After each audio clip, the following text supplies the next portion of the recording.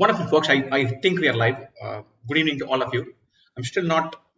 I'm not going to rush into the interview. We're going to do a mock interview for the SPJIMR setting. It should be fun. I'm going to just give a brief time window, maybe 1 minute, 2 minutes, to make sure that all of you are the tech is working, that you can see us and hear us clearly. I'm going to look for the chat message on the YouTube screen. So this is one hi from all of us. I don't know what the display is, whether it's gallery or only I'm speaking. Hi, hello from team 2IIM, from all of us here. We're going to do one mock interview as a group interview, bunch of participants. It's kind of imitating or mimicking the setting that they're likely to see in SPJIMR. So we'll do this without any introduction, as much of a cold start as possible. Just say, hey, good morning, good evening, and then start off with the interview. We'll do the interview for a certain time window, and then we'll give our thoughts and feedback and the rest of it. Thank you. If there's anything that, if you guys can see us and hear us clearly, if the audio and video are working fine, please do comment on the YouTube chat window. I can see some comments, but I assume that you guys have not signed off. You guys have not yet started hearing us clearly. If the tech works, please type and say, hey, audio, video are fine. You're good to go. If you're good to go, I will start with proceedings. All the best to all the participants. I think their names are displayed. I'm going to start off with a nice freebie. I'm going to go on, I'm going to say the order in which we'll do the answering part is going to be alphabetical. So we'll start with Aditi Agarwal, then go to Amrita Palli,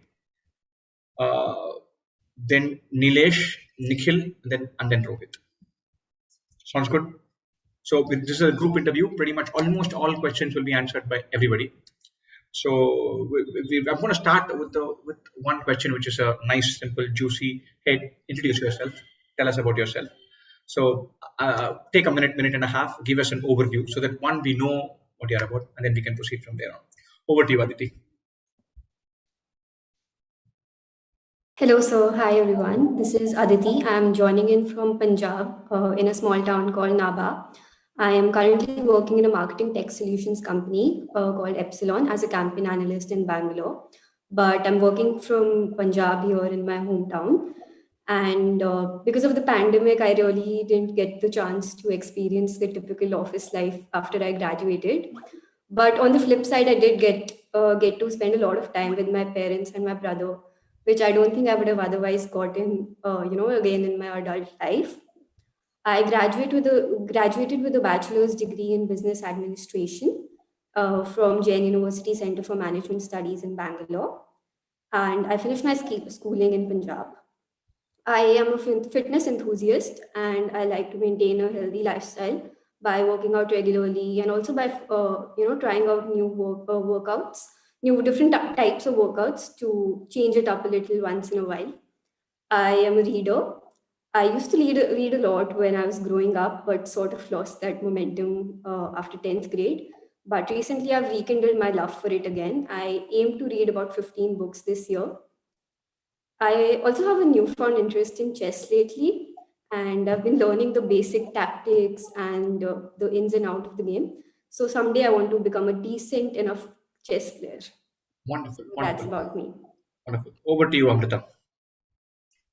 Yeah. Hi, everyone. Good evening, sir.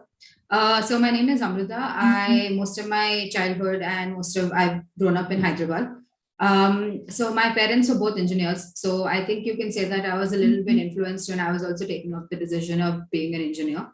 So I was also good at math. So at that time, it felt like the best stream for me. So I followed in my mother's footsteps, and I ended up taking electrical engineering. I graduated from National Institute of Technology in Nagpur.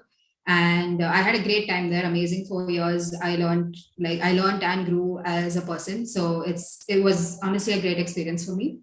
At the beginning of my final year in college, I wanted to take up a job in the core industry, in core electrical engineering itself. So I was recruited by a hydrocarbon engineering company. And I've been with this company for around 1.5 years now. And since our team, we were in the different business verticals. So since our team was small, I had amazing learning opportunities. I'm currently working here in Mumbai for the last 1.5 years. And I've got the opportunity to, experience office life where, there's a work from home dominated world. So I got to, experience a lot of things. And you could say that my hobbies include reading. I used to debate when I was part of the school debate team when I was in school. You could also say that I'm a slight movie buff. I guess I enjoy watching movies and TV shows and just, picking out the themes and stuff What kind of movies, Amrita?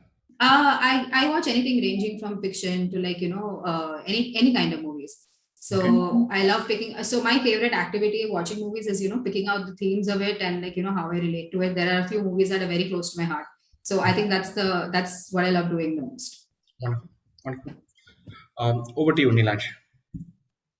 Hi everyone. Hello sir. Good evening. I'm Nilansh. Was basically born and brought up in a town called Ajmer in Rajasthan. Then I completed my engineering in 2019 from Jodhpur.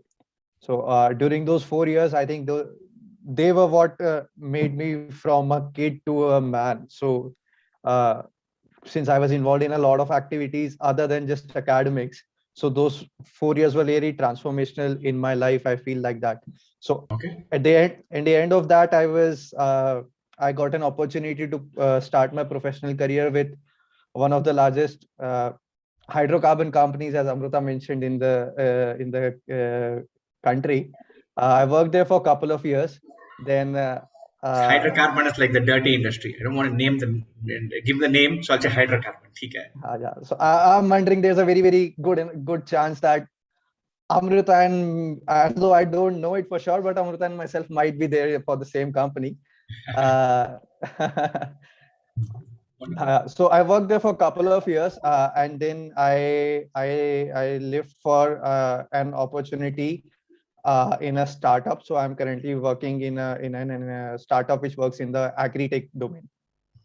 Okay. So I think I can let the cat out of the bag. Both of them are working in the same hydrocarbon company, and they both seem to have got some award which only one person gets every year. So I just want to check that. Over to you, Nikhil. Hello all. Good afternoon, everyone. I'm Nikhil Kottapalli. I was born and brought up in Vijayawada, Andhra Pradesh, where I did my schooling till 12th. I got an academic scholarship for 2 successive years based on my academic performance. Later on, I went to Tamil Nadu to do my undergraduation from Anna University, where I was part of various student-run clubs and committees. I was also the event head for Instincts, our flagship cultural fest. Through campus placement, I got an offer from Latent View, where I was working for the past 15 months as an analyst in the customer retail entity. In this pandemic, I got an opportunity to work for Nestle as a sales and marketing intern too. Okay. What does something recently happened to Latent View, right? What is that? Yes, sir. We went for listing. Okay. We were listed in the USA. So congratulations. Was there like a big hoopla, big celebration, big party at Latent View, or it was just business as usual? No, sir. It happened. We had a great party in Chennai office, but unfortunately, since I was in Vijayawada, I had a virtual party. So you participated via Zoom? Yes, sir. Unfortunately. Where my manager and peers celebrated, I used to wish them, and then I had a Zoom call with them. Okay. That's not a good enough way to celebrate. Okay. Anyway, these are the prices we pay. Over to you, Rohit. Hello everyone, my name is Rohit Kumarvelan. I was born in Chennai and soon after shifted to Mumbai, where I've lived since then. I completed my schooling from Kendriya Vidyalaya in IIT Mumbai, and then I completed my engineering in electronics and telecommunication from Vivekananda Education Society's Institute of Technology in Mumbai. For the past 2.5 years, I've been working in Accenture in the domain of SAP ABAP. Since childhood, I've been interested in numbers and solving puzzles like Sudoku, and I also like watching sports, especially football. Like Aditi, you're a big fan of Liverpool, right? Yes, sir. So they won the Champions League in 2005, right? Yes, sir. Was it a great match, or they just fluked? It's probably one of the greatest matches ever. I think it was a bit of fluke. So I mean, in a final, in a crunch scenario, you need a bit of luck. They had a lot of it that day. Plus, they had some great players too. Okay. And we just should like talk about that sometime. yeah, definitely. And just like Aditi, even I was an avid reader during my school days, but I lost touch, especially in the later stages of my school life and during engineering. But over the past year, I've tried to start reading books again. And I've tried to start reading classics or really famous books which I haven't ever read. So to smoothen the transition a bit. The loss of reading habit for all of you coincides with the growth of streaming. Yes or no? I agree, unfortunately. Completely true, sir. Okay. Wonderful. So I'm going to give you a context, and I want you guys to mull over it and then think about it. And so, there is this nice company which has about 20 employees, based out of Bangalore. And then this is August 2020, and then the pandemic is there. It's raging. August 2021, pandemic is raging. And then everyone pretty much is eligible for taking 1 or 2 doses of pandemic. They clearly say that, hey, anyone without 2 doses not enrolled in the company. And they say we give you a time window of 2 months. If you don't put it, then you're pretty much fired. Right? They say 2 vaccines, 2 shots, or you're out. They're unequivocal about it. Is that the right way to go about it? Same order. Start with Aditi. Is it right? I think it could be a little bit lenient. Obviously, it's in today's time, it is necessary to get vaccinated, but the policy could be a little more lenient. More time could be given, and the repercussions shouldn't be as bad as you will be fired. Okay. So maybe something less. They should be given more time than 2 months. I do think so, because of how India is. Everybody wouldn't be able to get it in 2 months. So the vaccine availability is there. Vaccines are available. People are taking a decision to defer it. Okay, over to you, Amrita. Yeah, so I think it's the right decision to do, like even if it's very drastic. What I do think is that maybe the company should ask the reasons as to why someone is being unvaccinated. Like, is it a religious belief or is it a political belief? Like, you see this anti-vax movement in America, and most of it is like, either it's based on conspiracy theories or either it's based on their political beliefs. So I think that, knowing the reason as to why they're not getting vaccinated could give us an edge over it. Like, for example, if someone says, I'm not getting vaccinated because I'm scared of the repercussions, I'm scared that a lot of research has not been done. So maybe you can, step forward and give them that awareness, saying that, hey, there's no need to be scared. There's a lot of people who have taken the vaccine and there are a lot of less side effects. But per se, the policy is fine. Personally, the policy is fine. Yeah. Over to you, Nilansh. I think I'll budge towards Aditi's viewpoint here. So just equalizing, not taking the shot with firing is a very drastic step. I feel that too. So the company could come up with a mechanism to let fully vaccinated employees be in the office and let the ones that are not vaccinated work from home, and come up with a mechanism to monitor their productivity and give them a larger time frame to get vaccinated.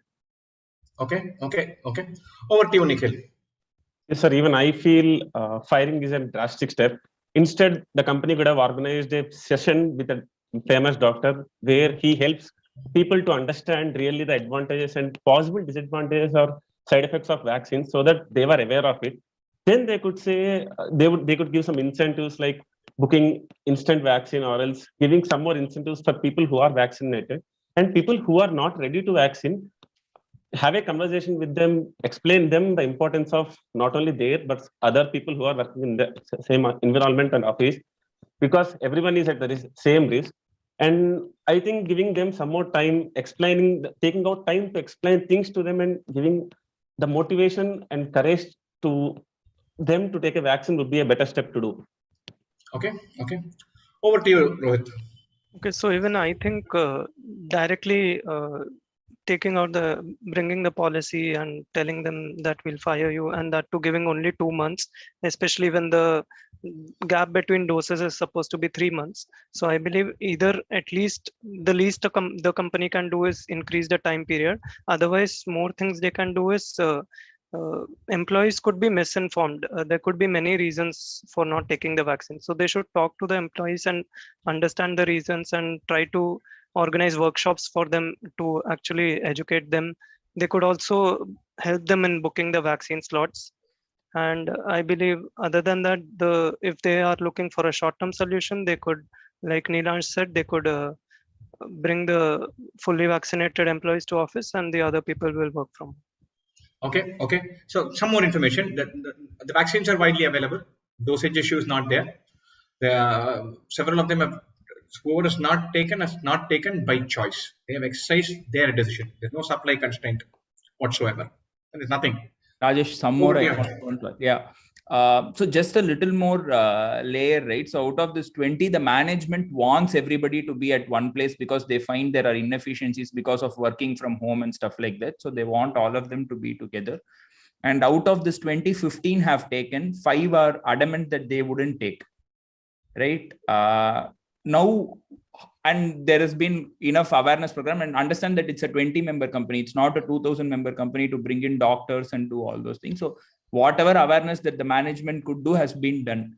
Still the 5 don't want to take, and the 15 are obviously afraid of the 5. Okay, so now how do we approach it? This is an open question, no order. Whoever has solutions can go first. Can I go first? Yeah.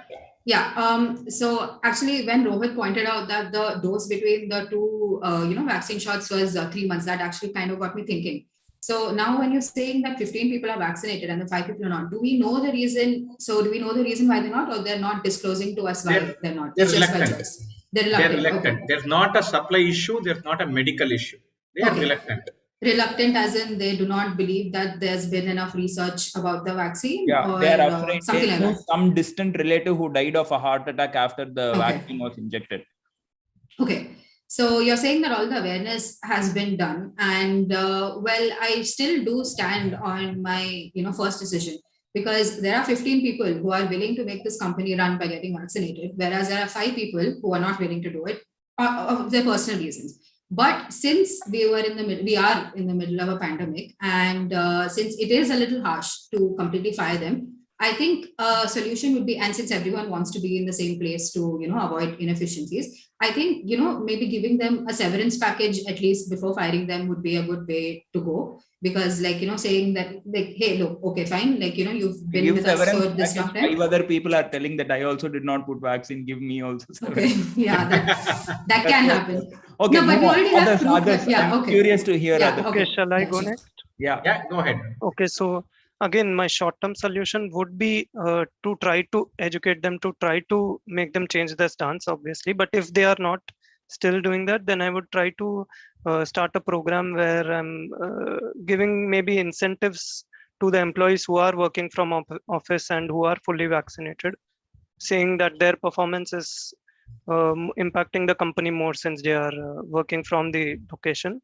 And I still believe firing them might not be the right decision, because I know they are running a company, but getting people vaccinated is something which is to be done for the greater good. So even if you can convince one person, then that will be worth it.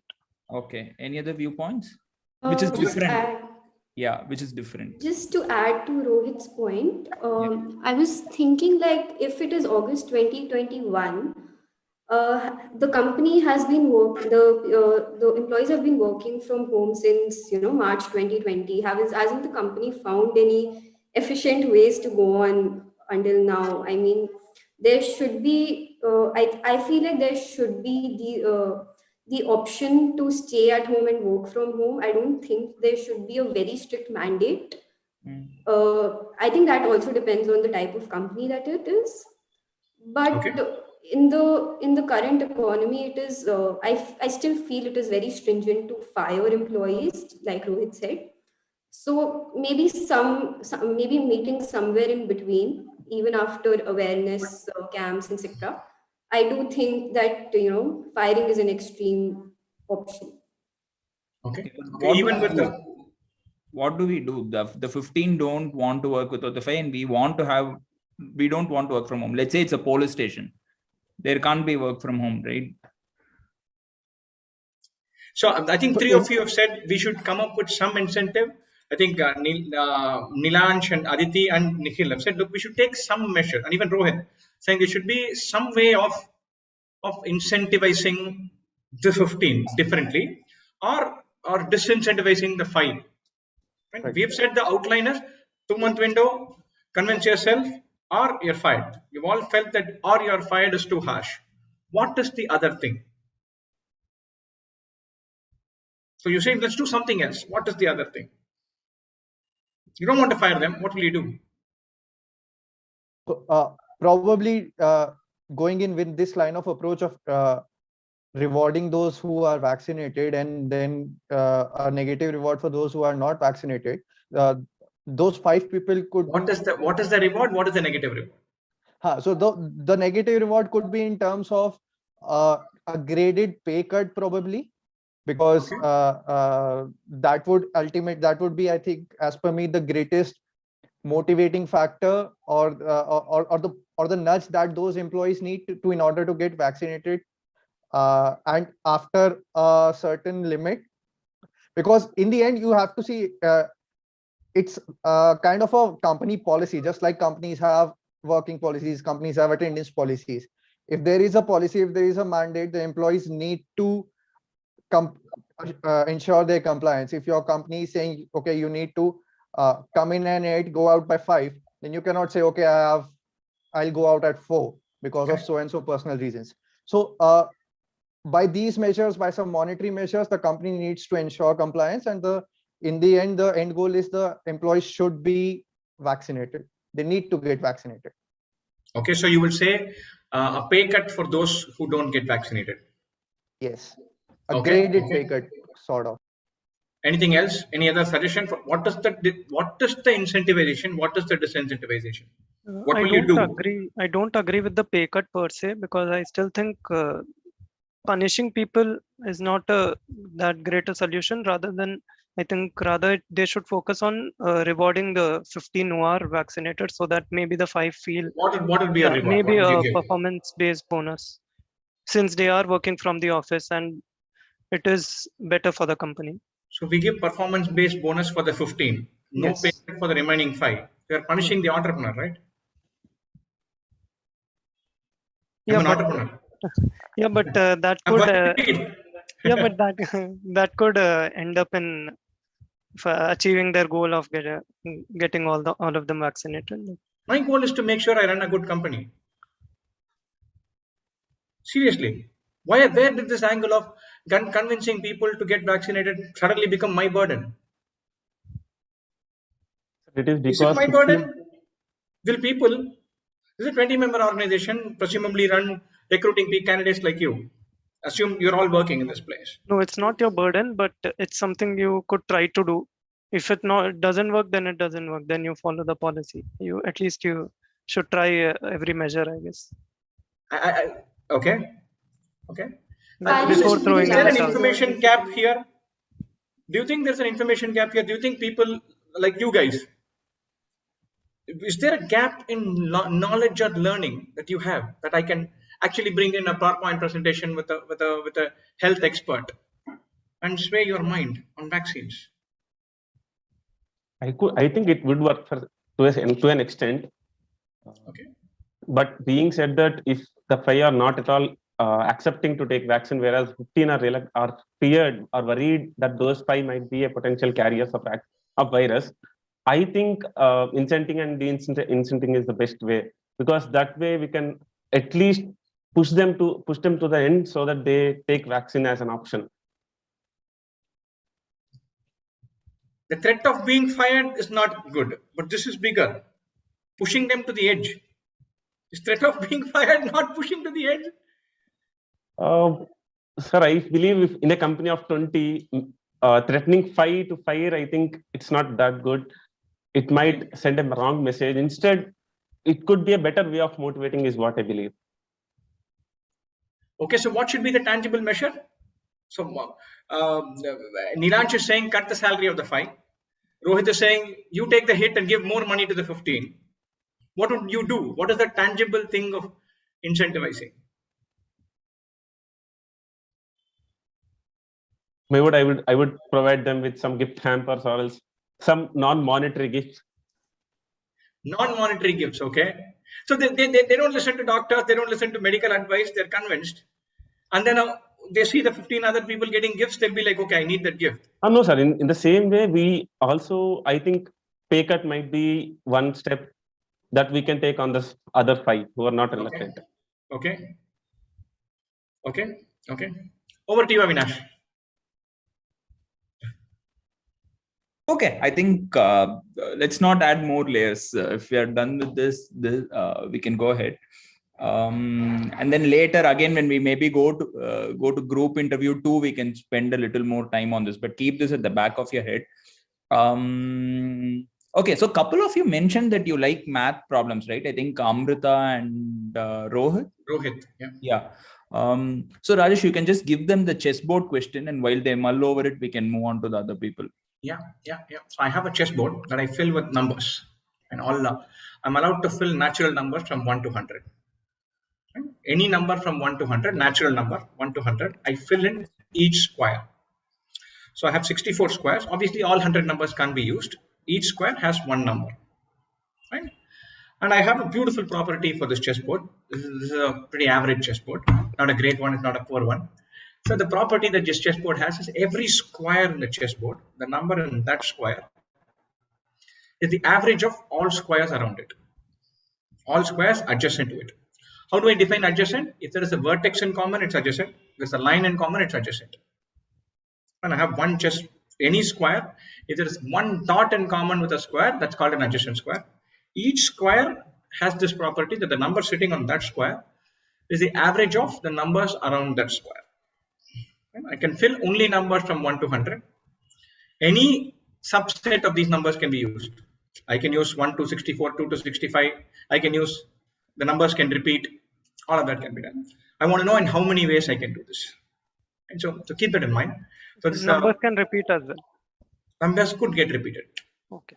There's no condition that numbers should not get repeated. Let me put it like that. I'm not saying they are repeated. I'm not saying they are not repeated. I'm not saying they should not be repeated.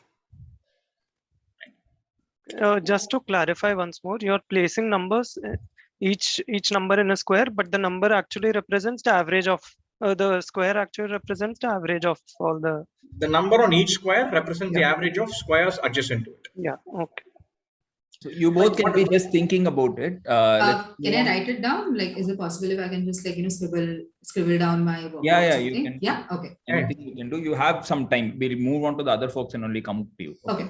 So Aditi, I just want to ask you why that specialization that you have chosen is finance, if I'm not wrong, right? So, and I heard that you have work experience in marketing. So can you explain why this rationale of specialization?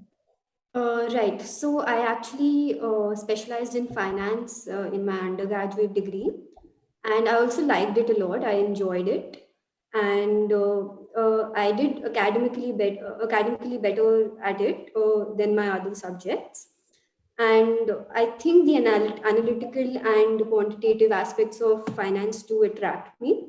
So that's why I chose the finance specialization. And the reason why I went for a marketing job after graduation is that I wanted to explore it as an option. So I went ahead for it. Okay. So you worked in Epsilon, right? Yeah. Sorry, I'm sure. Yeah. So what is like the outcome of the exploration? Is it like you don't like marketing or you like finance, but you have never worked in finance, right? How would you even compare? I can't compare, but I feel like in the long term, I would want to work in finance domain. I think for me personally, I think that would be a better move from a career growth perspective. I would like to go into finance. Okay. And just to understand some more information, why do you want to do an MBA? So currently I'm working in a very core production specific role. But when I look at my manager or my senior director, I see that they're handling like X number of things like negotiations, client onboarding, pricing, etc. That does excite me. And I've learned a lot from attending such meetings with them in my work experience. So I think the capabilities required for that, I think a formal education like MBA will really help me with it, which obviously will help me in my career ahead. Okay. Some of the points that you mentioned, right, like negotiations, client handling, etc. So do you know what is the typical career path that a person who graduates from SPJIMR in finance takes? I would guess they would go into investment banking or corporate finance jobs, right? Correct. And at what role do you think that they go at? Probably associate level, or maybe if they Yeah, have not had some designation, day to day. How do you think their day to day would be? maybe some, working on some financial reports and some client meetings and such things. Okay, so don't you think a general management would suit you better? Because some of the stuff that you mentioned, like negotiation, handling clients, probably your managers are not financial managers, if I'm guessing right. And if you look up to them, wouldn't a general management degree be more suitable than a specialization in finance for you? I think with my specific interest in finance, I think a general management approach, I think it can be applied anywhere in any kind of domain. But with my special interest in finance and adding to it the managerial skills that it would provide me. So I think learning those skills along with a career in finance will just be beneficial. I don't think I won't need it. Okay. To say. Okay. Yeah. Got it. Thank you. One last question. Since you have interest in finance, you can take your time. Let's say a company's profit today is 1,000 rupees. Its free cash flow is 1,200. Okay. And it has a terminal growth rate of 10%. What do you think its value should be? What should its market cap or company value be? Since you have also done a graduation in finance, you can take your time. There is no hurry. Can you repeat the question if you don't Yeah. mind? The company makes a profit of 1,000. Okay, it has just keep that profit of 1,000. It grows at 10% perennially. Okay, so what do you think should be the market cap of this company? Okay, the value of this company. If you have any, if you need any, that is enough information to have a poke at it. Yeah. If you need any one specific piece, ask us. Okay. Over to you, no, Yeah, yes, Aditi. You can just think about it. We'll get back to you. Okay, sure. Thank you. Yeah. Any questions, Aditi, or shall I proceed? Yeah. Yeah, I had, okay. No, I don't have any questions. Go for it. Cool. Nikhil, then we'll probably go to you. You could just tell us, how MBA fits in with what you aspire to be, and where does SPJIMR come in the picture? Yes, sir. First of all, SPJIMR is the only institute in this country probably giving a particular specialization right from first year. Okay. And my interest in marketing come from various factors. Like in my work experience, I constantly interact with the marketing team of my client to understand the various key performing indicators and metrics that they look at to grow their business. And I, after understanding the business and metrics, come up with some visualizations to help them understand the data better. So, and also in my internship with Nestle, I worked as a sales and marketer, where my project is to come up with a ready reckoner with all the channel initiatives and the category-based competitive analysis. During this, I realized that marketing is one thing which is very important for a company to grow and gain customers. And since I don't have any formal education in this particular field, I think an MBA, especially in a marketing specialization, will help me to gain more knowledge about this particular field and also have a good understanding of various aspects to run a company. Okay. So can you just tell me what are the 4 P's of marketing? Yes, sir. The 4 P's are price, product, promotion, place. Okay. And what is the difference between sales and marketing? Yes, sir. I think sales is one of the brands under marketing. Marketing is especially involves strategizing, understanding the customer need, coming up with a product which will help the customer to not only satisfy their basic needs, but also give them a better experience. And sales, I think, works mostly about increasing the sales of a particular product while strategizing to more towards numbers, whereas marketing mostly focuses on building a relationship with the customer. Okay. So in the 4 P's, product, price, place, and promotion, what does place stand for? What is place? Yes, sir. Place stands basically the target, like where my product is going to be targeted at. It could be metro, tier 1, tier 2, or else a rural village. Because especially when we look at it at a place, there are to give an example, SKU always plays a major role based on like SKU should be considered. It is highly unlikely that a 150 rupee chocolate is brought in a kirana or a pan place, whereas a 50 paise confectionery is highly unlikely to be sold in a supermarket. So the place where we are targeting our product is very important while designing our. So it refers to geography, city, town, or village. Not only that, sir, but also the channel that we are targeting it. Okay, okay, cool. And just add something in my mind. Nilansh. Yeah, we'll maybe move on. Nilansh, similar question to you. Why SPJIMR, why MBA, and why the specialization? First of all, coming to why MBA, working in one of the major corporate houses in India, what I realized was you need a mix of technical knowledge as well as business acumen to be able to deliver upon engineering goals, to be able to climb up the corporate ladder, to be in key leadership positions. So then this naturally draws me towards the information management specialization that SPJIMR is offering. So I've always been fascinated by all upcoming new technologies that is there and how they can be applied to solve everyday problems. So this is where the IIM specialization of SPJIMR comes in. I have a technical undergraduation background, and related to that, I developed relevant work experience via my MBA. And then I aspire to be, after the 2 years, be in a sort of an engineering manager role, or yes, basically an engineering manager role that I have.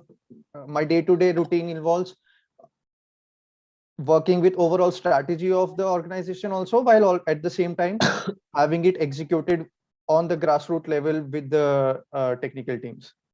Okay. And by engineering manager, you mean handling like a team of engineers who do like the actual physical stuff, not the software engineer, right? Or what are you talking about? No, I have not consolidated it down to, can be software engineers, could be hardcore brick and mortar mechanical or electrical engineers, but Okay. I think it calls for the same amount, same skill set for both the situations. Okay, you mean people managers? Yes, people managers, basically technical people managers. Okay, so just a couple of thoughts that come to my mind, Nilash. One is, if you just take a very broad view, right? Obviously, Tesla is like one of the top energy engineering / companies. Neither their CEOs or none of their top management have had any sort of MBAs, right? Probably right down till the bottom. I think they're doing pretty well on managing people, managing technology, and all these aspects. So don't you think, and I'm just curious, in your company, are your managers MBAs? No. Okay, so then why do you think you alone need an MBA if they're, and are they doing a good job? Let me maybe ask that. Yes, definitely they are doing a good job. Okay, so why, in spite of all this, why I choose to go for an MBA is, currently I do not feel like I have the required skill set to be a highly successful engineering manager or handling a team. So I'm not well equipped enough for that, and an MBA program would probably add arrows to my armor. So I'll be able to, on a theoretical basis, on a kind of practical basis, I'll be well equipped with the concepts, and then I'll be able to apply them in my day-to-day work life. Okay, got it. Cool. Maybe we'll just give Amrita a chance. Is there a solution to that question, Amrita? Or I'm going to go out on a limb here and say that I don't think there is one, because according to the logic that I formulated, you can fill in the corner squares with numbers from 1 to 100. But when you take the sum of, like, let's say there's one square, and you take the sum of the numbers along it. So, and if you assume that each, since it has to be the average, the one at the corner has to be a multiple of 3. and the one next to it has to be a multiple of 5, and like so on, you can formulate it. So if you take one square, like particularly in the middle, I'll say you can also fill in the middle squares, because in the middle, all of them will be multiples of 8. So you can easily do that. But I feel like some squares are going to become a problem, because let's say there's 8 over here, and the numbers that are surrounding it, they add up to 47. And there are a total of 8 numbers there. So there is no way to fit, there's no natural number way to fill in that particular square. So I feel like you can fill in the middle squares and the corner ones, but the ones that are not in the middle and in the corner will be a problem. Okay. Rohit? Yeah, again, if we are looking at the averages definitely being a natural number, like from 1 to 100, then we probably I don't have an exact answer, but maybe it's possible. I'm not sure, but it will be like solving a huge Sudoku puzzle, because I was thinking of it as I was dividing the squares into groups. Like we have 4 corner squares, then we have 24 of them which are on the edges. 24 on the edges, and then 36 in the middle. So I was thinking in that way. Right now, I couldn't solve the whole thing, but maybe it's difficult, but maybe we can. I'm not sure if the both of you are saying so. We need 36 multiples of 8. Yeah. But the advantage you have is you don't need. Yeah, they can repeat. They can repeat. You can use just 8 for all of So them. the moment you're Yeah, saying but still looking for you have multiples to, of 8 and 5, I can repeat, right? Yeah, they can. Yeah, you can repeat the numbers. No more clues, but anyway, let's go. I thought I'll give them one more clue. Is it all right? No, I think that's it for this interview. Okay. I think we should move on to the more serious, usual stuff. Okay. But anyway, in self-interest, I'll tell this answer is there on PyWeb YouTube channel. You can check it out anytime you want. Yeah, it's a nice solution. Correct. Amrita, there is an answer both for Amrita and Rohit. So you'll have to figure out. Amrita, could you just take us through your journey and why do you want to do an MBA? Yeah, sure. So like I mentioned in my introduction, as soon as like in the starting final year itself, I decided that I wanted to do a core job in electrical engineering. So I've been with the company for 1.5 years, and technically whatever we're doing right now is, there's not much scope for me to grow here. So and also, like, I looked at the things that the project managers were doing and everything, where they were actually deciding the flow of things and how things in the project would work. So that interested me a little more. So, and also when I had the chance to compete for this award towards the end of my first year at the company. And so during that, I had the chance to research about a ton of topics. And the final presentation was also in front of the CEO of our company. So basically, he gave us a bunch of topics to research on. And like, for example, for me, I got, what is your innovative idea into like, pushing the company forward, and like, how can we achieve our goals? And I was also invited to this ideation workshop where there was a bunch of senior management, and they called me as well. So we could have like, I could gain the opportunity of like, having those ideas. And the ideas I were presented in that workshop, like I wanted to be like, part of that senior management who would be giving those ideas for strategy and like, to see how operations flow smoothly in the company, whether it's related to workforce, technical issues, or anything and everything big picture related. So I think that an MBA in operations and supply chain management would go great for me, because I have a little bit of relevant experience in the area from the technical side, but I do want to move on to bigger picture things. And I think that MBA will take me there, it'll give me that edge, so that I'll be able to get there a little faster than compared to if I stay in this company and like, go ahead with it, because it'll probably take me around 10 to 15 years to even reach a manager level in my company. And after that, gaining that experience and insight to be able to become top management, I feel like MBA is the right, in operations is the right move for me. And if you want me to extend that to why SPJ in particular, so while I was researching for MBAs in operation, one thing that really stood out for me in the SPJ program is that there is I wouldn't call it an exchange program as such, but there is an opportunity to gain 3 credits in their partner school in the US, which is the Michigan State Uni. I am not sure if that's still being done, but from what resources I could have gathered, that I see that is an opportunity that I could get. Also, geographically, I've been here in Mumbai for the last 1.5 years, and I would also love to extend my stay here in one of the most happening cities in the country. Okay. Yeah, over to you, Rohit. Okay, so My trigger for pursuing an MBA started with by looking at my manager. When I see his roles, what he does, like he gets to be part of the client negotiations. He looks at the big picture stuff. Then he handles the day-to-day processes while having an eye on the future, and moreover, he gets to handle the team. He knows how he knows what the qualities of each person is, and he knows how to motivate them, how to get the best out of them, and that is something I feel I want to do.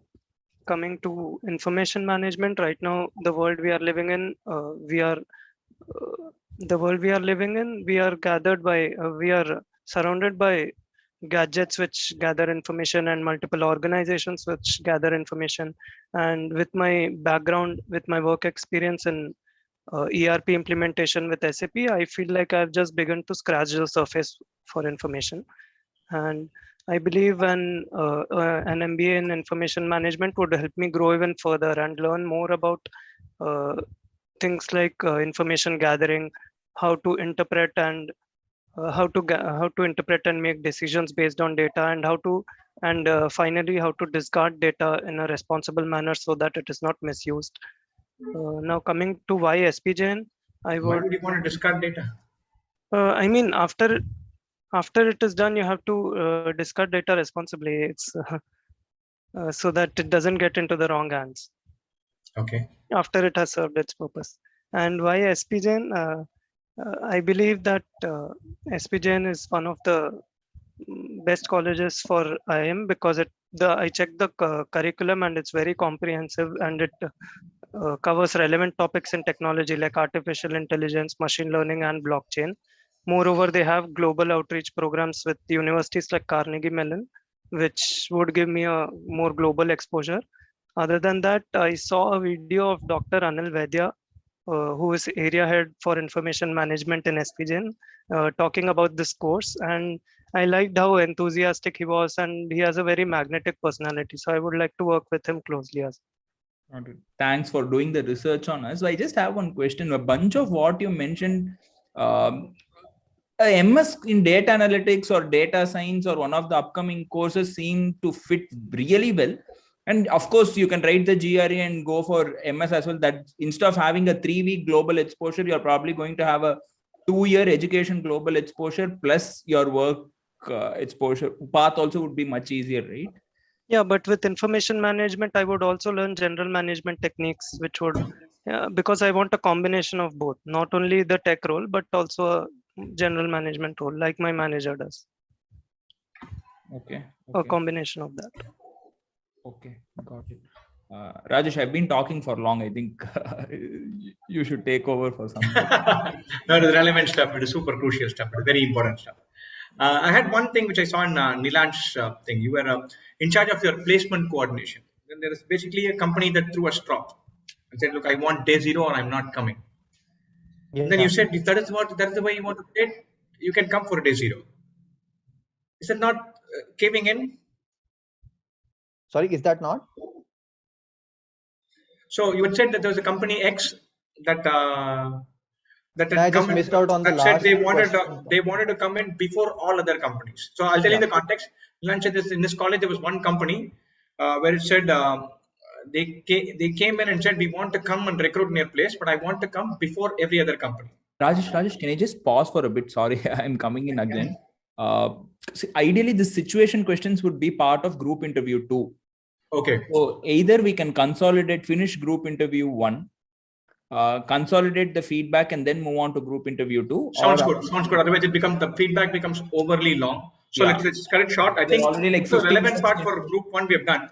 Let's give the thoughts and then we'll move from there. Yeah, one last thing. Other thing, you can just take like 1 minute. Sorry, Nilansh, go for it. Yeah, no, I think I would very much like to take take that question what Rajesh was asking, but I missed out on because things happened during that time. Your voice is getting broken, Nilansh. I think you're keen to answer the question. Hang on to the thought. We will come back to that question. Okay, so you get some more time to prepare for it. It's not the worst thing. So think about it. We'll come back to it. Over to you, Aditi. Hello, yeah, am I audible? Yes, yes.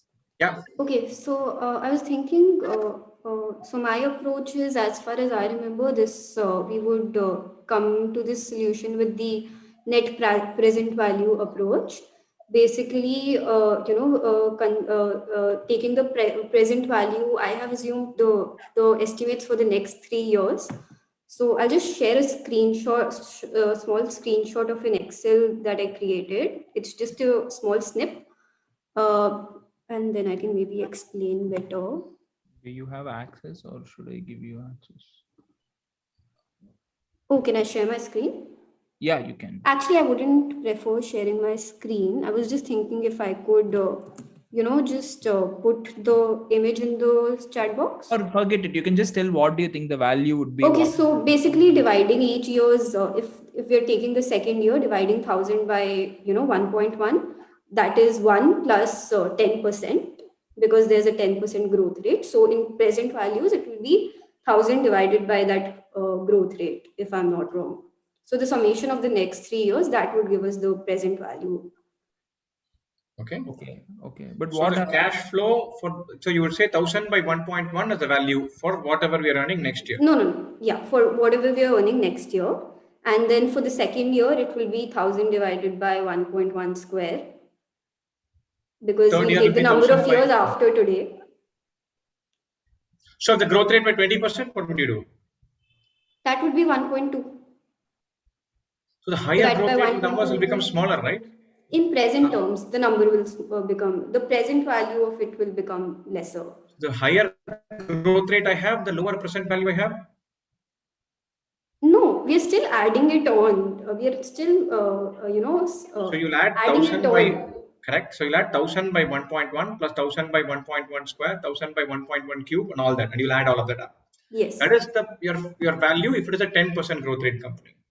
If it's a company growing at 20%, you're saying you'll add 1000 by 1.2, 1000 by 1.2 square, 1000 by 1.2 cube and all that. The second number will be smaller than the first number, right? So the company that has a forecast of 20% growth will be less valuable than the company that has a forecast of a 10% growth. Yeah, that makes sense actually. Okay. So think about that. Yeah, sure. You want to go for feedback, Avinash? Yeah. So I'll just start. So folks, I think overall feedback, really good levels of energy and confidence. I can say that. So all of you are decently well prepared and you're also talking well. So which is a big plus in terms of language confidence, like what I mentioned.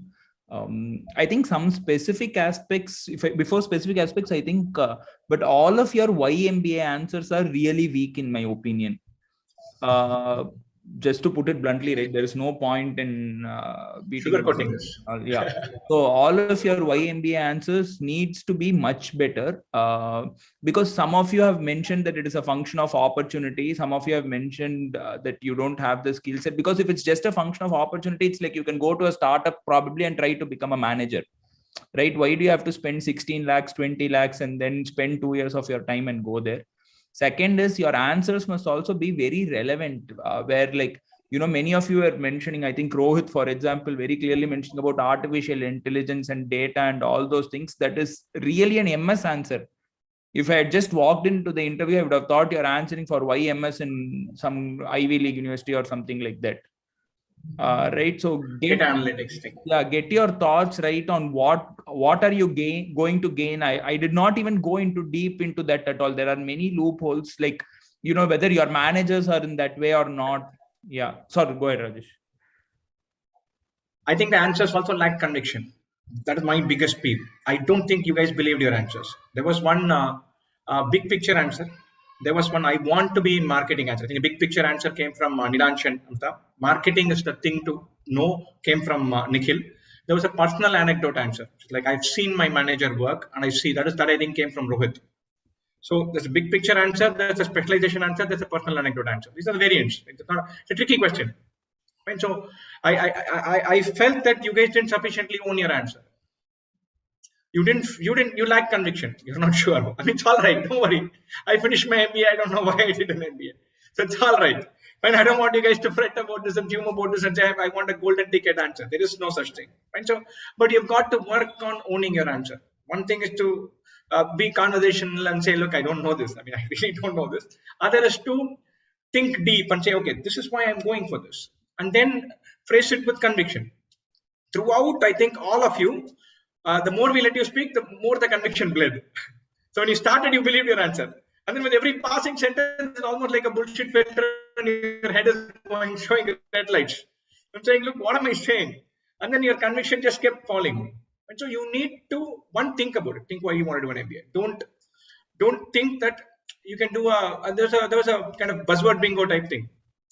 There's a big picture, managerial view, overall view. Nobody said holistic. I was waiting for that. And so, but there was a set of words that came in.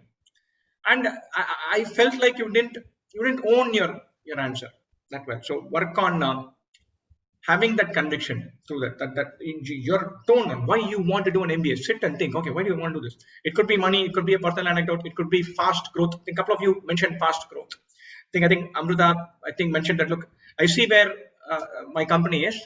And I think Avinash gave Nilansh an opportunity to grab it. Is your company not well managed? So it's already managed by managers. It's already well managed. So why would you need an MBA? Then you can make it about personal growth. You can say, look, it's actually well managed, but I can see myself becoming a manager in 8 years' time, from grade 4 to grade 3 or grade 3 to grade 4. And I'm more ambitious than that. So both of you touched upon personal growth, but you sat on the fence. Both of you touched upon, I want to know every aspect, but it had no belief. Nikhil said, look, marketing is the key. And then it should be like the idea of positioning a product and saying, hey, this is what works.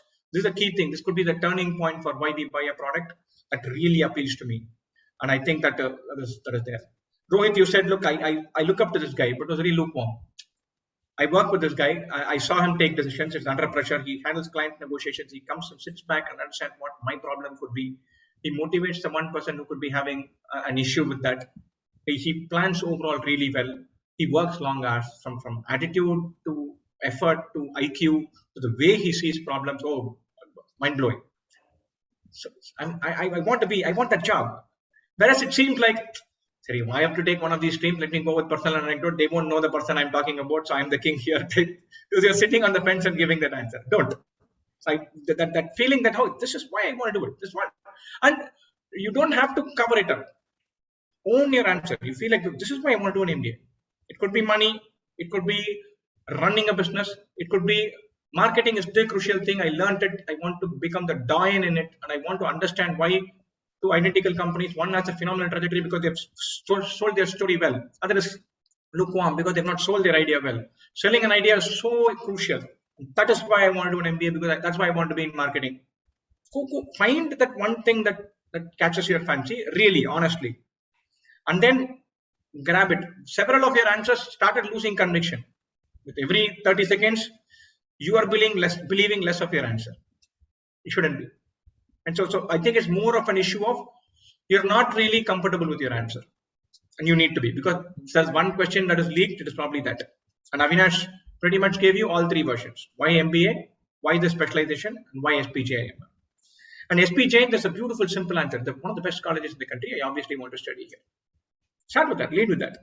All of you double down on your specialization. So once you double down onto that, then you have to talk more about information management or marketing. And then it automatically becomes maybe data analytics a thing for you. So it goes off into that category. It's a fantastic college, what are they to think? And then say, and then I've done my research as well. Over to you, Avinash. Sorry, I jumped in. No, perfectly fine. So I'll just add few things. A nice way to structure it would be, one, put what your personal ambition or why you think you want to do it, right? Like becoming my manager, cutting short the time, etc. So that is where you want to be. Now just position the MBA as the bridge to go there, right? So now what are the top points? Typically why an MBA is good, it gives you a general overview of business. You get a good peer network. You get good exposure at a young age. It's like an escalator to earn more. There are good placements, right? I don't know about you, but the primary reason why 99% of my batchmates thought about MBA is I can quadruple or triple my salary, right? And everybody knows that, like nobody is like so that is also fine. So it's a highway or an escalator for me to get where I want to. So all of these aspects are there within this MBA framework. Now pick and choose amongst this which works for your story and put it in as to where you want to go. So that's really important. About specialization, it's purely connecting to your backstory on, why you're interested in this. So Aditya, I definitely think there is a lot of conviction and gap filling that needs to be done. Right, in your story, because you have done finance first, then you have worked in a marketing company, which you are very openly obviously putting it out in your tell me about yourself. So there must be some strong reason to jump to finance, other than the fact that SPJIMR selects finance, like less experienced people for finance, and that's why I applied for finance. That could be the actual reason, but you just have to figure out some way to tell why finance is really interesting for you. Right, so all that aspect. Second is in your, and this applies for everybody, folks. Suddenly, why operations, why IIM? There needs to be more depth about what you know about that subject, and that should connect with the story of where you want to go to. If I'm not making sense, just stop me. But again, like what I'm telling is, you need to go to a place. You have three things. You have MBA, you have SPJIMR, you have the specialization.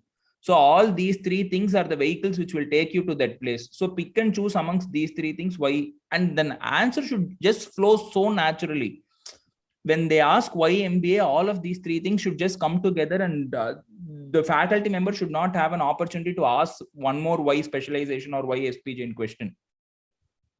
Right, and so this is for why MBA, why specialization, be much more clearer, and in your specialization you should know stuff.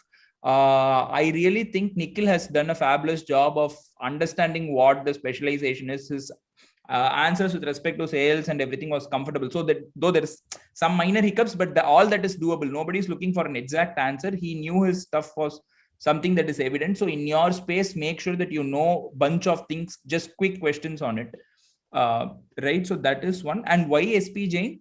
I think the only thing that differentiates, of course, it's a good college and all those things. One differentiating factor, if it makes sense for your story, is it's whatever the consciousness about society and bringing in an all-round kind of work-life, not whatever you call work-life balance, corporate goodness, right? That kind of angle, because of the presence of Abhyudaya, DOCC, and a bunch of these stuff. So you can mention that as well. Right, so there was nothing specific to SPJIMR in the answer, other than I think Rohit's answer on IIM, right? Because they have done a big branding campaign on courage and heart. They have done a bunch of things on being socially very conscious and all those things. And I think definitely they would like to hear about it, because that's something that they have done differently. So try to incorporate those things in the answer, provided they fit in with your story. Right, but it should fit in. Like in lifelong, you have not done anything with respect to NGO, and suddenly if you tell I care about people, it won't fit in. So see which one makes sense for you. So I think just those three. And one last thing, Rajesh, sorry, in telling me about yourself, be a little more, have a little more hooks on places that they want you to talk about. I think Rohit had a decent one. That too, Rajesh prompted it with respect to Liverpool and stuff like that. So be a little more open and make it interesting on who you are.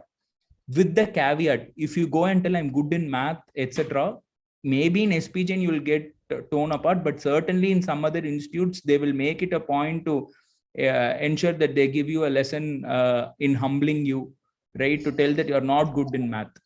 They will make sure that that happens, right? By giving some topic that is very tough. So be careful of telling all those things. You can tell I'm interested in math, I'm good in math, can come across in a different manner, and they'll ensure that let's see if you're good in math really types. Right, so be careful with all those things. Yeah, that's it. And then just to on the tell me about yourself question, I think Aditi, your tell me about yourself had the most hooks, most points about what I couldn't find in your CV and which were interesting. It was very conversational. I think Nikhil, your points heavily came back to what is already found in your Form A. So your Form A knows where you're from, where you studied, the fact that you shifted from Andhra to Tamil Nadu, the fact that you were part of Instincts, if I'm not wrong, the name, right? Instinct. All that I know. So about 80% of what you have said, I know. Whereas, and it was a checklist thing. Because I think Aditi's was more conversational. I like doing this, I like doing that. So it was more about what reading books and about more personality thing than a fact check thing. If you get an opportunity for tell me about yourself, you should gravitate towards showcasing things that cannot be found in Form A and Form B. Right? Or if there's something that you want to highlight, then it should be the something intangible, not a number, not a fact, something with flavor. At least something from form B, not from form A. And so I think they want like you want them to question on that you're totally going to be comfortable. I really like sports, so I always wanted the conversation to go that way. So what is it that one or two things for you? Right, that's important. Lovely. So let's probably move on to round 2, Minash. Yes. I think already 1 hour it's taking a toll. You can open with the same question. We'll keep this short because I think one part of round 2 we've already done in the previous iteration. Right. Because I jumped again. Sorry about that. I got my round 1 and 2 mixed. Sorry about that. Yeah, you can open with that question to Nilansh, Rajesh. So Correct. Nilansh, I'll tell you the Nilansh context. There's a bunch of companies coming for placements. There's company X, which recruits in large numbers. And then they came and said, look, I want to come before every other company comes to campus. Campus has a simple rule. Companies that give better pay, better jobs, they come ahead. So company X did not just want to come on day 1. They wanted to come on day 1 ahead of everyone else. So they wanted first pick on talent. Nilansh's idea was to come up with a day 0, let company X come, do their recruitment, and then head out. And I want to know that's the right thing to do. Company X is, and Nilansh is, probably will start by saying, Nilansh, you took the decision and you pitched it to your placement committee and they accepted it. So it might help to kind of explain your stance, and then we'll go on around to say whether the stance is justified. So as Rajesh explained the situation, so company X was offering a lower pay than say some other companies ABC that was scheduled to come after company X. Adding to that background, the reason for creating a separate day for company X and not saying them straight away, okay, if we cannot entertain your request, and so that would have resulted in they not coming to our campus and we losing out, and our students losing out on a large number of opportunities. So at that point of time, being a part of the placement team, the overall end is to maximize the number of offers that the students get. That is one. That number 2, that company had been a regular recruiters of ours. So we had a very long and healthy relationship with them, which had been strained 1 year or the year previous to that due to some reasons. So the onus was on us to again bring that relationship back to what it had been. That is one. And since they had been a very regular recruiter and our students would have missed out on a very fine opportunity, so we created a separate slot for them. And another factor that enabled us to do so was most of the companies that were coming on day 1 were software majors, while this company was in the banking domain. So we observed that the students interested generally in both of these did not overlap. So since the student pool interested in banking sector generally in particular to our institution did not overlap with the student pool interested in the appearing for the tech sector, so we were able to manage this workaround. Okay. Thanks, Nilansh. So I think he has outlined the reasons behind accepting this. The counter view was there's one company, they did some arm twisting, and the college said, you're recruiting in big numbers, we'll cave. Our policies and principles, we'll shelve them for you. We'll create an exception for you. And so it doesn't look controversial, we'll call this day 0. Right? So is that all right? You can jump in. I think it's all right to relax policies because there's one big recruiter. Since so the type of okay, please go on. Sorry. Yeah, please go. Thank you, Nikhil. I was saying that maybe there could have been some negotiations made if we were agreeing with that. So maybe some salary negotiations, some package negotiations would have been just a better add-on, just so it could be justified better. Okay. I feel like Nilansh's answer is reasoning is a little weak. To justify to justify it, there should be some more caveats. Okay. Okay. Sir, Anyone I else? think, So all of you feel that if one company recruits in large numbers, we should relax our rules and let them have special privileges? Not only Yes. large numbers, there should be a trust element. Like Nilansh said, that company had been a long-time recruiter and there was a trust between them. Okay. and also one more thing is, as Nilansh pointed out, the major recruiter is a banking service sector, whereas the companies that are going to come on day 1 and day 2 are software. So considering that fact, they're like providing an exception to that particular company will not affect other companies, and it will also help the college to maintain the trust factor that it has built over years with that particular company. Okay. So I think providing an exception is, like in this particular case, is reasonable. Okay. Okay. I was hoping there'll be some fierce capitalist who says, as a student, I'm being deprived a chance of going to college Y and Z, right? If I'm interested in company Y and Z, I don't want to risk not getting a job with X. You're basically forcing me to sit through this process, get a job, and getting out of the process. Can I ask a question here? Like, I'm not sure what the situation, I mean, like, I am sure of the situation. It's just, so let's say a student is placed in this certain banking company on day 0. So does that eliminate the student from sitting in various companies, no matter what the package of the other companies is? Is it going to be like that, or is it going to be a free for all system where it doesn't matter if you're, and it's obviously disclosed to the companies beforehand. It doesn't matter if you're placed in day 0 in this particular banking company, but if you have a better opportunity, it has to be a better opportunity. It can't be something that's not better than this, like in terms of salary. So will the student get an opportunity to go for that? I just wanted to clear that up. Yeah. What happens is usually if you're getting placed, if you're getting an offer on day N, so if there are 10 companies, then you're automatically eliminated out of the process and you cannot sit for any companies that are appearing for day N+1.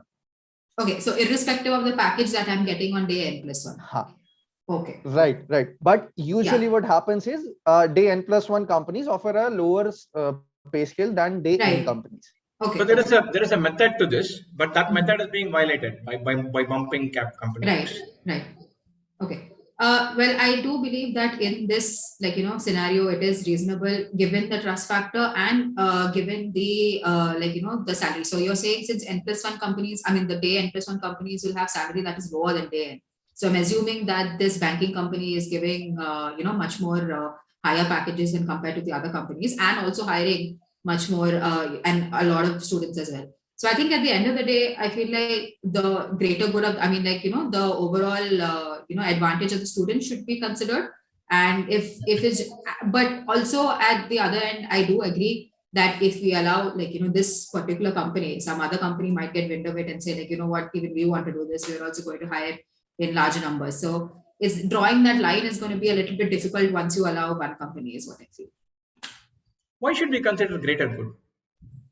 Because I feel like at the end, that is your, your goal as a. I want to run a meritocracy. I'm interviewing 1,000 candidates. Okay. I want to select the top 200 I like. I'm not worried about doing justice to the 700th candidate.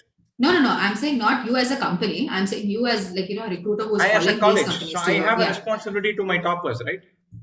Why do I need to, as a college? I feel like as a college, you should have a responsibility for the majority of your students and not just the toppers. Like if I was in college, I have a responsibility of providing an opportunity to everybody. So in SPJIMR, I'm going to have a ranking system. So all of you, some of you want to go on exchange programs. 25 people can go on exchange. So I'll say the top 25, which I'll go in ranking. Till ranking number 25, I have a chance. So 20 guys in the 25 are saying, look, I don't want to go on exchange. Then we'll go to 45. But what is my problem? Why do I have to cater to the guy who's 117th in a batch? I have only 25 seats. As a college, I have provided a platform. Everybody can learn. What do I need to do? Why do I have this pressure to do justice to the guys who have not studied? Okay, so personally, I'm going to say that if I was if I was in this position, I would think about everyone because I have given an opportunity for everyone to learn. Everyone's been given equal resources. It's up to, each individual to use these resources. But at the end of the day, I want to be able to like, tell myself or like, tell my benefactors that, look, I have 100 students and out of that 98 have gotten placed. So I would look at the bigger number, and it would be a great plus if like, the top 25 of them have gotten the best of opportunities. Okay. And I also like that every person should be given an equal opportunity at least to participate in. Where am I denying? All my students can apply for company X. Where is opportunity being denied? I think I'm not denying opportunity to anybody. so. All I my think students then, can apply till they get a job. In fact, I'm denying opportunity to my best students by preventing them from having a shot at the best companies. so I think it is better for the organization, like the college, to make it clear that this is going to happen, and only if people are really interested in company X should apply, else they have to wait and sit for other companies. Company X recruits 100 people. Company Y and Z that I'm interested in recruits only 7, 8. I can't take the chance, right? I have to sit. Sir. Yes, sir. So you're putting pressure on me. You're not giving. That is not a choice. Yeah, You can't say if you don't want X, leave X. That's not a choice. I want X. I want an option at X after Y and Z. I'm the topper. Why are you denying me the opportunity of going at companies in order? Why? This is sacrificing a meritocracy, right? So I'll conduct an interview for all of you, but I feel like if I select several candidates from across the country, it'll be good for me. And I say, look, merit be damned. I'll take. Is that all right? Coming to the case here, I believe there should have been some caveat given to company X saying that the students who are getting placed with company X will still get the opportunity to sit for other companies. If you're exactly what they're bargaining for, right? That is their number one pitch. If they were okay with it, then they won't need a day zero. Yeah, if you're getting first dibs on talent, and then they clear out. But if you're getting special privileges, then you have to give up some power. I mean, this is exactly the privilege they're wanting. You can't, if I want a blue car, you can't tell me I'll give you a blue car, but then I'll paint it red. This is the privilege that I want. How can you take that away from me in negotiation? Then I'll say, look, I'm not coming. If that's the way you want to play it, good luck to you. Bye, Nilansh. You screwed it up. So I think there should be a student consensus to allowing this privilege of day zero to this company. So maybe that can, that should be factored in basically. Okay. Yeah. So, but all of you guys feel that the collective good is more important than individual choice. Yes. Yes. Yes, I think that aligns with SPJIMR's philosophy. Okay, so I just have a question with this collective good versus individual choice. So, by any chance, do any of you know Adam Gilchrist? Yes. Or is that name familiar? Yeah. Okay, so I'll just give some quick context. You all know cricket, right? So he was a wicket-keeper batsman or just a batsman, right? So in the 2003 World Cup semi-finals, he edged a ball, okay, which essentially like he nicked the ball and the keeper caught it. The umpire gave not out, but he walked off.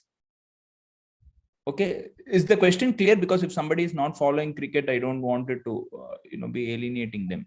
If you have some doubt, you can stop and ask me. So he walked off, right? When he walked off, this is there on camera. Ricky Ponting, who's his captain, and the entire team scolded him, right? Because the umpire did not give him out. And if Adam Gilchrist had been there, they would have easily gone on to the finals, right? So their exact point was, because of your individual choice, the collective good has been screwed up.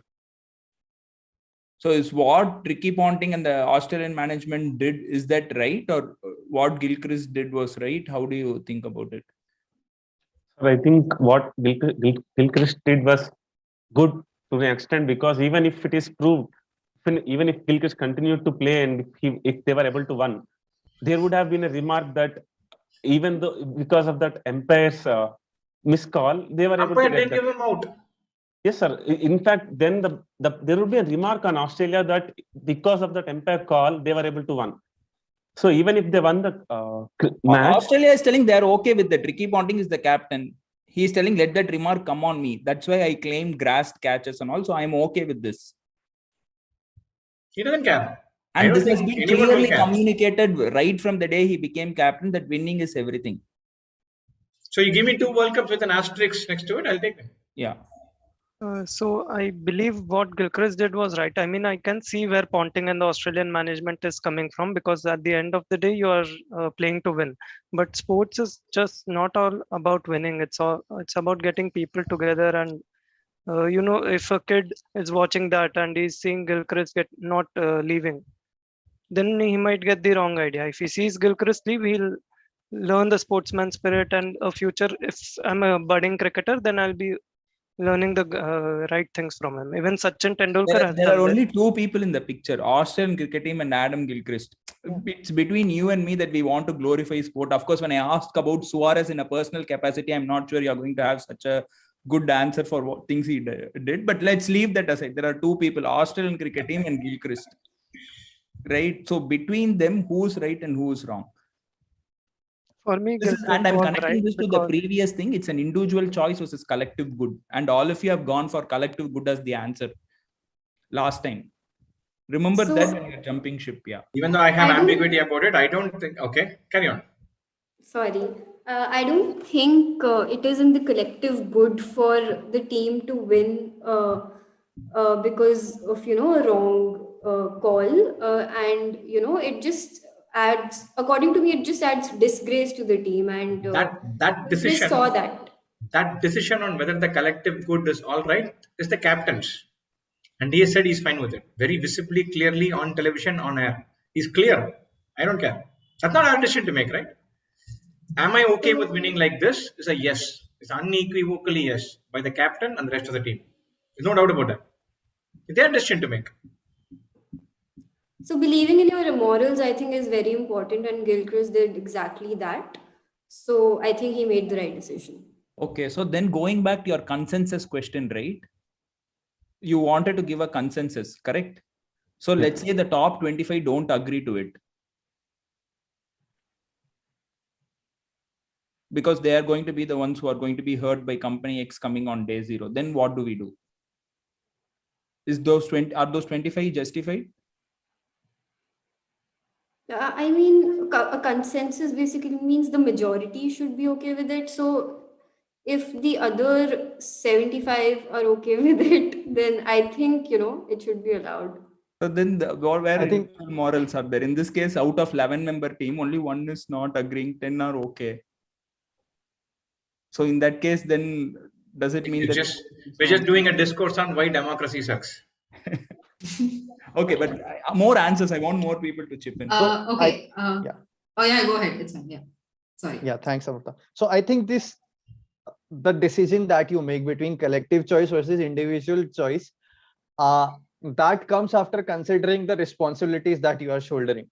So in the previous context that we were talking about, the responsibilities I was shouldering was of the placement team member, and the overall aim that I was looking for is to maximize the number of offers that you get. Therefore, I chose collective go over the interest of a few students, which Rajesh talked about.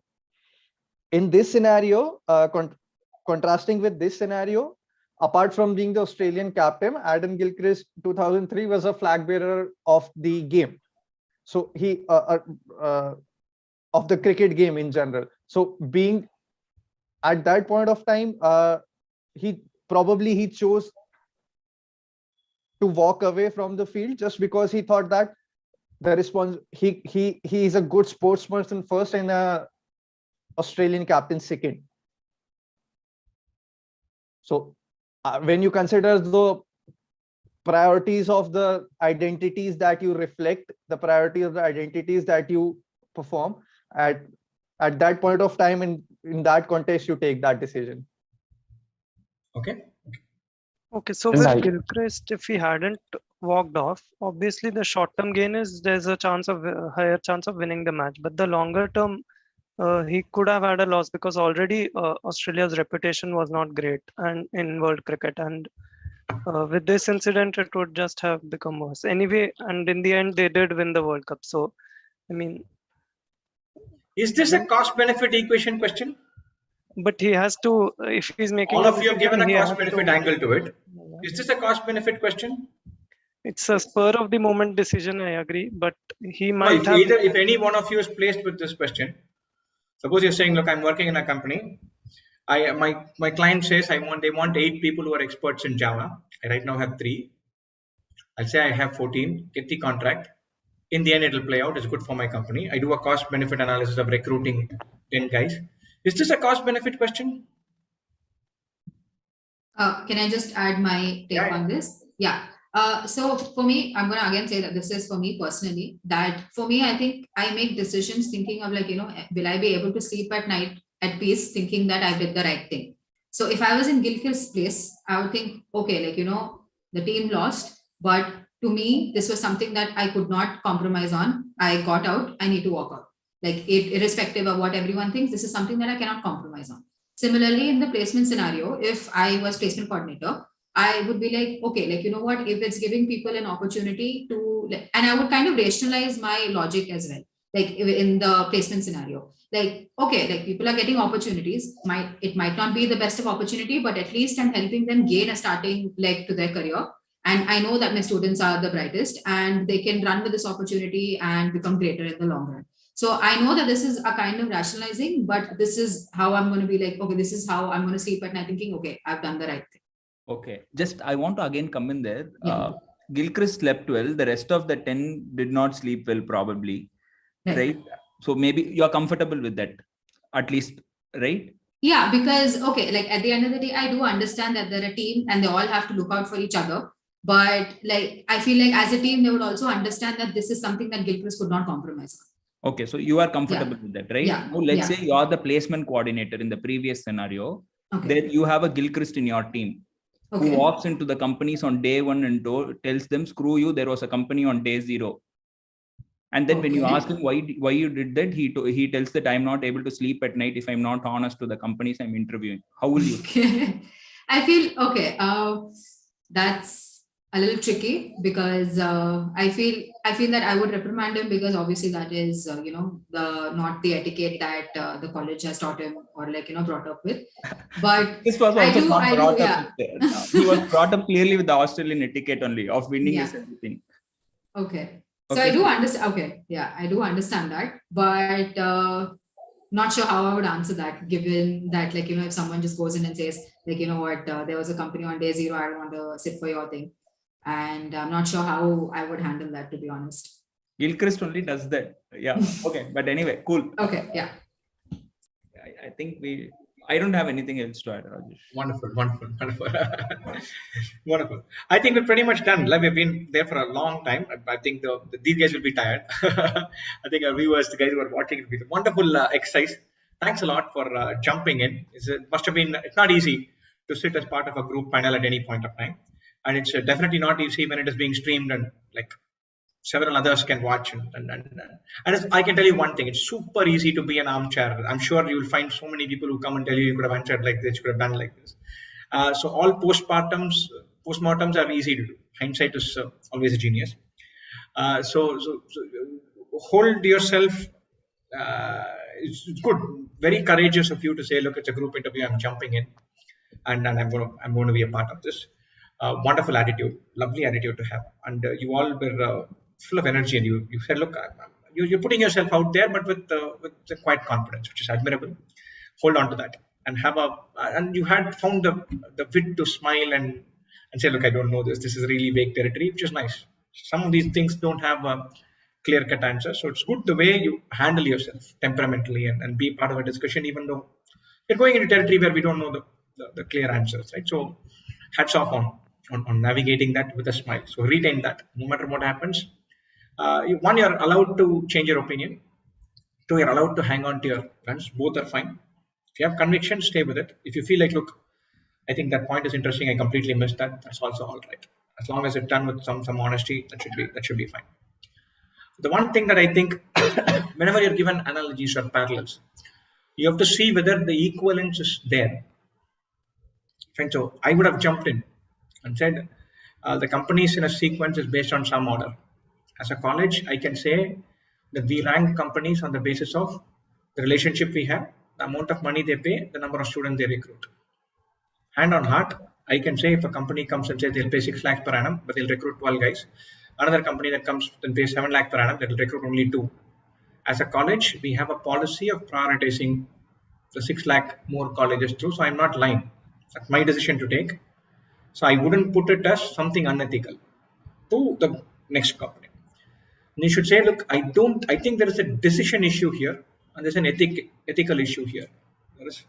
I don't want to be dishonest. That is not negotiable. Whereas here it's decision. So whenever anybody draws an analogy and says situation 1, situation 2, they're parallel, you have to validate the assumptions. You have to say, okay, they're not parallel. That is different from this. Because you all went to different conclusions. And then you're standing your ground on your both conclusions. It's all fine. But then there's a contradiction. So why did you go this way here? Why did you go that way there? You can probably look to reframe it and say they're not parallel scenarios at all. In a company context, the college has a complete right to order its list its colleges, and the college has a right to say, I'll think about money, salary, and prospect, and I'll think about how many people get recruited. Both are important variables for me. It's the college's right to say that. And somebody sticks and takes the decision. Then it becomes an internal matter of why they choose it, why they want more placements or less, but that's the college's decision to take. Whereas you lie for me. You bat at number 3 or number 7 based on the team's good, that's fine. Whereas you lie for me is not a demand a captain can make to a player. That's an ethical thing. So Gilchrist, so the equivalence was not there. So, although he phrased it perfectly to say, hey, this is one context, this is another context, why are you going both ways? So sometimes when an analogy is provided, you have to verify the validity of the analogy. And then jump in. Otherwise, there's no resolution to this contradiction. All of us might have felt the same way. Gilchrist was completely within his rights to do this. And the placement committee or Nilansh as the representative of the placement committee were completely in their rights to do that. Both are fine. And you might still hold on to it. But they're similar scenarios. Then the contradiction gets resolved by saying, look, they are not similar scenarios. Gilchrist is not saying he'll not keep wicket or he'll not bat at number 7. Gilchrist is saying, I'm not going to lie. And you can double down and say, look, I'm with him because I can't lie. Whatever be the team cost or the team hit, I can't lie. So I can empathize with that. Then you're doubling down on phrasing it as an ethical position, which is completely done. Then you can't. So find your ways to phrase that. So all of you came back to the Gilchrist evaluation from cost-benefit analysis. They might have lost this match. They've lost the hearts of the people. That's all right. Maybe the people like it if they win. Everybody likes a winner. The question is not that. Gilchrist is not evaluating. Gilchrist is saying, I won't lie. That's not negotiable. That's not a lie. Maybe in the finals then he can lie. No. Maybe they would have still won, but not the hearts. No. There's an international poll where people say, look, if you do this, we'll like you even more. Will he do it? No. He doesn't do it. He gets out, he walks. That's what he is. For him, that is sacrosanct. So the question is not, his decision is not based on a cost-benefit analysis. There's no benefit or no cost that will make him, or at least that's how the pitch is. Where you say, look, I can't lie. You're not having this discussion. If you're working in a company and they say, look, you fudge this number, our stock price will increase. You won't sit and say, okay, what's in it for me? In the long term, is it good for the company? If you screw over a few investors and help others, is that all right? No, you don't do all that. You just say, look, I don't do this. I don't do that. So you should double back and say, look, this is an ethical question. I'm not doing it. That is not. Especially in a college interview, where you should be crystal clear about not crossing any ethical boundaries anywhere. So this is an honesty issue. I'm with the Gilchrist. Given a chance, I hope I have the courage to take the same decision. Then you double down on that. Over to you, Avinash. No, I think all of you did really well, at least stating your answers and, coming out with a viewpoint. I often struggle for people to take any side of sorts at all. So that was good. I think just a couple of things that you can keep in mind, because these are generic questions. Obviously, this is not going to come, right? There is going to be some question of this style, which is going to put you in a dilemma. A useful way to think about it is, and just the first thing is, your answer is not important. Right? Because there is no correct answer to this question. What is the most important thing is your reasoning, right? So when you answer this question, you did not jump into an answer telling, yes, I agree. No, I don't agree. Yes, this is correct. No, this is not correct. They are not at all asking for that particular thing. What is more important is what is the reasoning, And generally, when the reasoning comes, you can think of various stuff like who are the stakeholders involved, right? So one way to think about it or put out the mature face is, hey, I'm a placement coordinator. Who all am I responsible for? I am responsible for the students. I'm responsible to the companies whom I've already promised. I'm responsible to the company I'm talking with. I'm responsible to the college management. And all this obviously has a repercussion on the marketing or how the college looks as well. Now let's look at one by one. If the marketing 100% placement report is probably more valuable than a 5 lakh or a 25 lakh salary for the highest placed guy, right? So hence I would prioritize that as one option. Now the second is the student option. To students, we have always made a commitment that this is how we are going to do XYZ, right? Now you can take it on whichever side you want, but you can just think of various stakeholders. Of course, there are going to be trade-off. Clearly tell where the trade-off is. And in this trade-off, this is the side I'm going on, this particular side of trade-off because of ABC reason. And hence I'm going with this decision.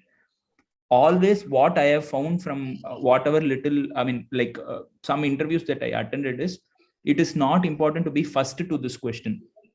So when you answer, you don't need to jump immediately with a yes or no. And usually people who tell yes or no, the first are the ones who will get stuck because it's difficult for them to change their viewpoint easily. So take your time, take 3-4 minutes, and then you frame a good answer. Make only one answer. In GI2, the more you talk, the more you can get caught.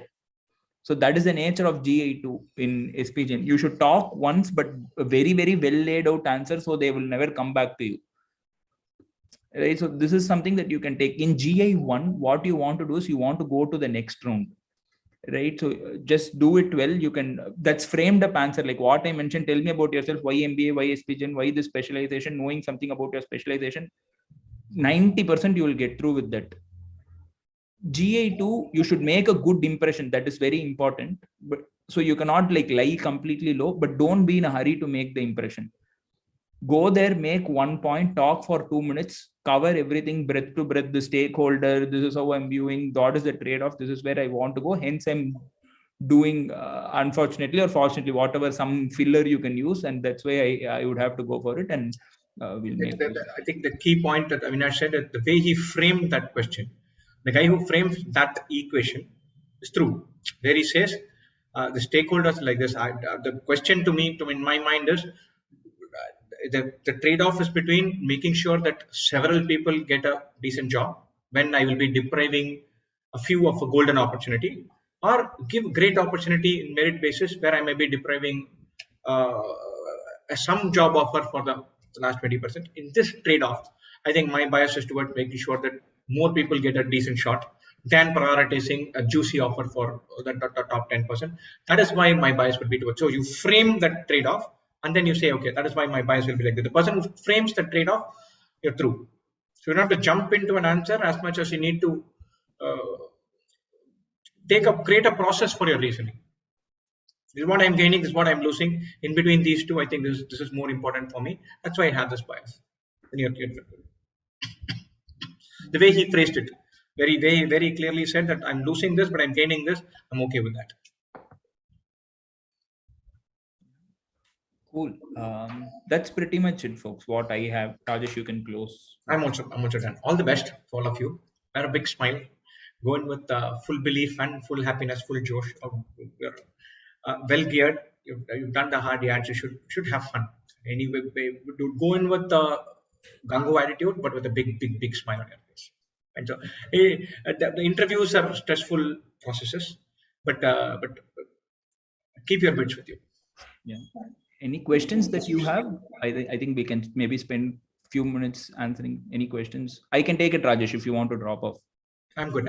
Yeah. Any questions that you folks have? Is it okay to change in middle, change my perspective, change my stance in middle?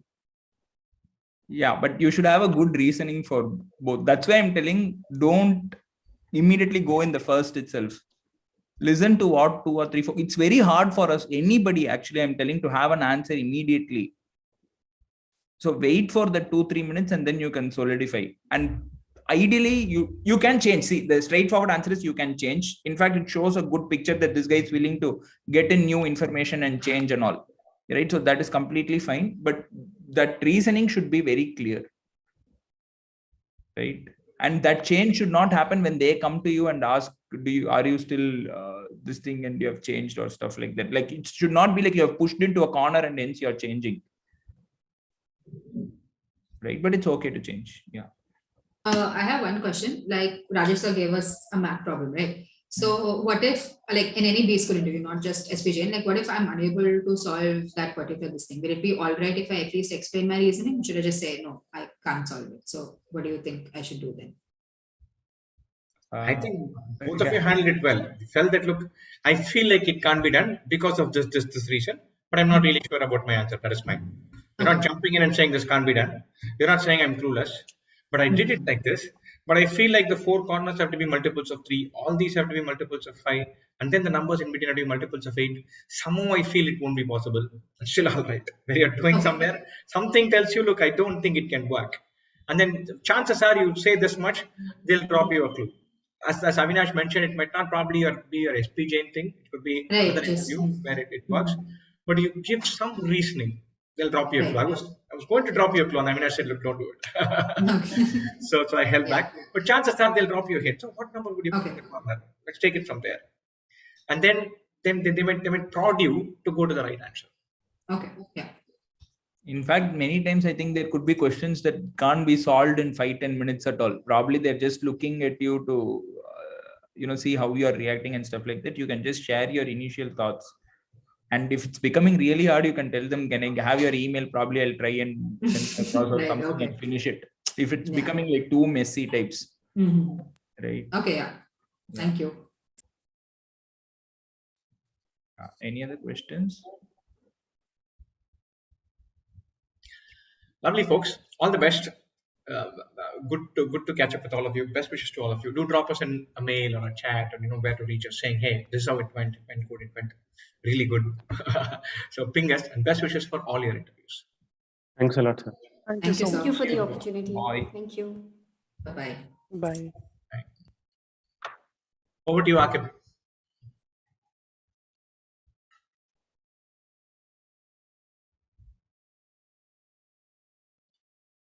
I'm not sure if it's still streaming. I don't know whether we are streaming or not. Okay, I think we are done mostly. He will stop the. Okay. Thanks, Rajesh. See you. Bye. Yeah, bye.